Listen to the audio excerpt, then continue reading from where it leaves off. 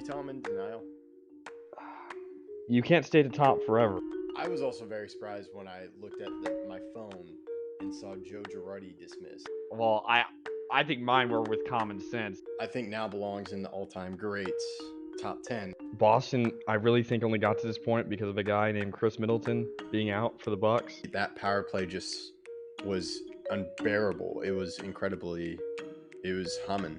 Man, am I happy. I knew that this was going to happen. I knew he was going to come back. When I think of New York Yankees now is Judge, probably people in the past when Jeter was coming up. I would be shocked. A little bit hurt.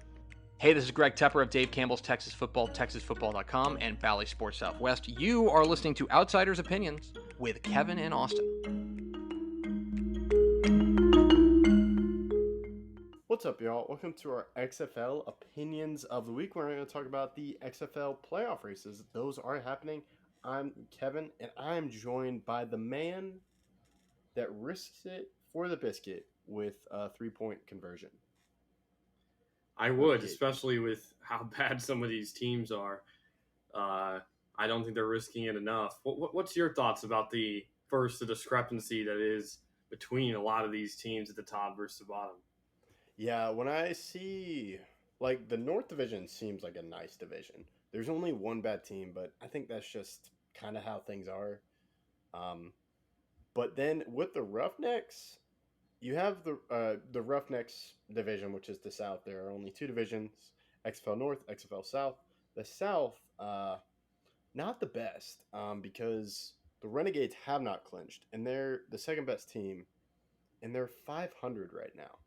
And then you have the Brahmas 2-6, and the Guardians are 1-7. So yeah, totally and good. I think I've said this before. There just seems to be tiers of the teams, and that bottom tier is really, really bad. The fact that there's not even a 3-5 team, it just goes straight to 2-6, and technically that 1-2-6 team, the Brahmas, still could make it. That would be kind of crazy if they did, considering how poor they started off. But yeah, they've lost 2 in a row. And to your point about tiers, it looks like they just put that tier is in its own division, the XFL South. True. And then that middle tier is really, the XFL South. I mean, 4-4, 5-3, those aren't really all that great. 5-3 is good, but it's not earth-shattering, especially considering the fact that the DC Defenders and Battlehawks are both 7-1 and 6-2 respectively. So I think that middle tier is really 4-4, 5-3, 5-3, and it kind of sucks for the Sea Dragons that they're 5-3 but may not even make the playoffs.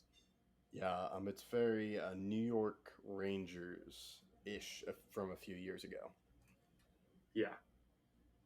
So so the Defenders have clinched a championship berth, and the Roughnecks have as well.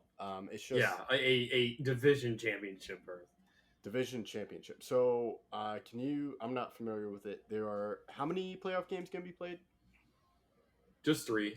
The top 2 in each division will play each other for the berth in the championship. It's different than the USFL, which does 2 versus 1 in the opposite division. Yeah, I'm not sure. I'll have to see how this looks like. I'll definitely try to watch those games. This just seems like another division game, and then they'll face. But it makes sense. My guess was going to be 3, but I wasn't sure how it works. So thank you.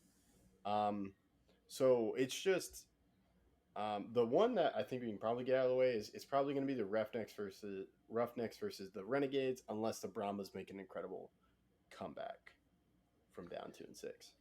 Yeah, that would be pretty incredible, and I do think it's much more likely though that St. Louis gets past.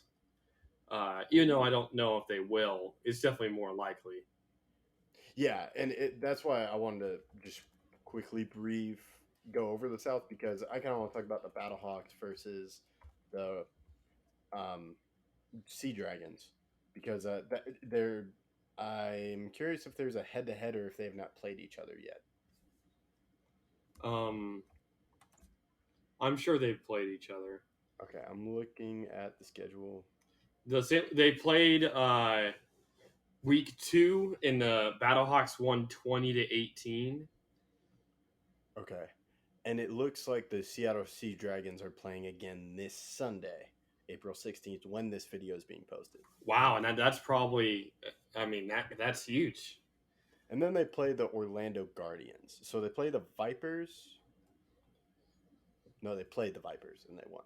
Then they just have Sea Dragons and the Guardians. So, man, that's a good matchup and a good schedule thing for the XFL in their first week. You have a pivotal matchup. Yeah, week 9 is definitely going to be. I mean, that's a matchup of the year so far because of the playoff implications. Yeah, and I think that's just a good thing for storyline wise. I'm curious on if the Arlington Renegades will play the Brahmas. But yeah, so it seems like it could be decided when this video is posted. Yeah, we'll see. Or after this video is posted in a few hours. Yeah, so I'm intrigued. And maybe there's a way even with the tiebreak. Well, no, that wouldn't make sense. Right? If St. Louis wins and they beat the Sea Dragons, they're down 1. Yeah, so it's probably going to be mentioned on the telecast that if St. Louis wins, they clinch. Yeah. But if they don't, that's where it gets crazy. Yeah, there's a lot of head-to-head would be tied. I haven't checked the best win-loss percentage in division games and all that other stuff, but I mean, it could come down to a coin toss, which would be crazy. Oh, okay. I skipped over the rules, but I did not see. Wow, it is a coin toss. At the very end, after 7 tie breaks, just comes down to a coin toss. Ooh, What a coin toss that would be. Yeah, that'd be funny. Remember, tails never fails. Except when Austin made a prediction about the coin toss. Well, no, because I said heads. I said tails always fails. Oh, okay. So I did tails never fails. Yeah. I can't remember. I just picked the opposite of you, and I somehow worked. If you don't know what we're talking about, be in tune for the future Super Bowl predictions. Unless you want to rewatch the previous Super Bowl predictions. We won't stop you. Yeah, but I respect that. And I'm just looking up the Arlington Renegades. They play the Defenders this Sunday as well, right around when this video is posted. And then they play the Roughnecks in week 10. So and then I'll look at the Brahmas. Because there is hope if you're a Brahmas fan. There is some hope. That's true. Just got to get hot at the right time. Yeah. And they play... Okay. They played the Defenders that final week, which is tough. But they play the Guardians this Saturday. They played yesterday. So we're recording a little bit before Saturday. But they play the Guardians, which could be a win. And that looks a lot easier on paper than the Defenders and Renegades. Yeah, definitely. So the XFL South is close, but not for the right reason. That's true. It looks like it is St. Louis's to lose in the XFL North.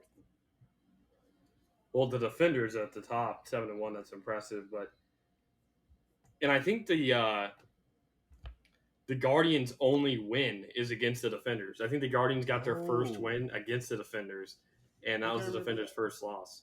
Yeah, which is interesting, to say the least. But yeah.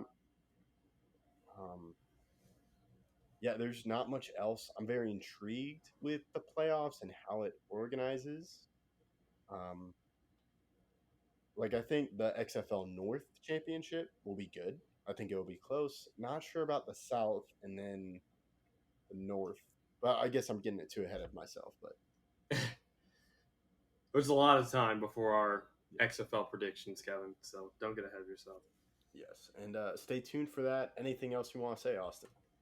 Nope. I hope it's interesting. I hope I am kind of hoping that the Seattle Sea Dragons do end up winning that game so we can see a little bit extra chaos.